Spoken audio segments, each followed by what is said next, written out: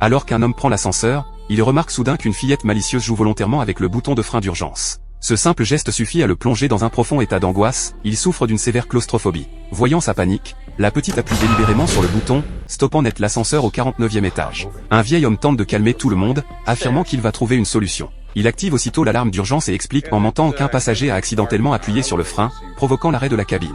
Il supplie les secours d'intervenir rapidement. Mais l'opérateur lui explique que ce bouton de frein est censé empêcher une chute soudaine, et qu'en cas d'activation inappropriée, il risque de provoquer une panne critique. Seuls les pompiers peuvent désormais intervenir. Contraint, le vieil homme présente ses excuses au nom de sa petite fille.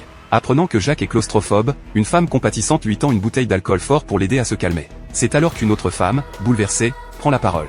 Son mari, autrefois investisseur dans l'entreprise propriétaire de l'immeuble, elle accuse directement le PDG de la société, également coincé dans l'ascenseur, d'être responsable de ce drame. Le vieil homme tente de désamorcer la situation en rappelant que tout investissement comporte des risques. Mais à peine a-t-il fini sa phrase que la femme s'effondre au sol, victime d'une crise cardiaque. En mourant, elle lâche une révélation glaçante, elle porte une bombe à retardement. Son intention, depuis le matin, était de venir se venger en tuant le patron de la société. Ironie du sort, elle se retrouve enfermée avec lui. Maintenant que son plan a réussi, elle peut mourir en paix. Le choc est total, tous les passagers paniquent. Ils appellent les secours, cherchent une issue. Le vieil homme, sceptique, pense d'abord qu'elle bluffait. Pour en avoir le cœur net, une femme soulève doucement le haut de la défunte et découvre, horrifiée, une véritable bombe. La terreur envahit la cabine.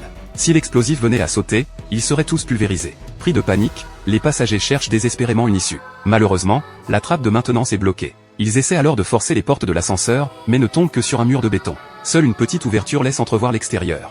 John a alors une idée folle, atteindre le bouton d'appel avec la main. Mais son bras est trop court. Il s'empare donc de la canne de la vieille femme pour tenter d'appuyer dessus. Il est sur le point de réussir quand, soudain, la fillette recommence à appuyer frénétiquement sur les boutons. Le drame survient, l'ascenseur se remet en mouvement et broie le bras de John. Une fois la cabine stabilisée, la petite fait mine d'être effrayée, sans jamais montrer le moindre remords. Elle ne s'inquiète ni de la souffrance des autres ni des conséquences. Tout ce qui l'importe, c'est d'échapper au blâme.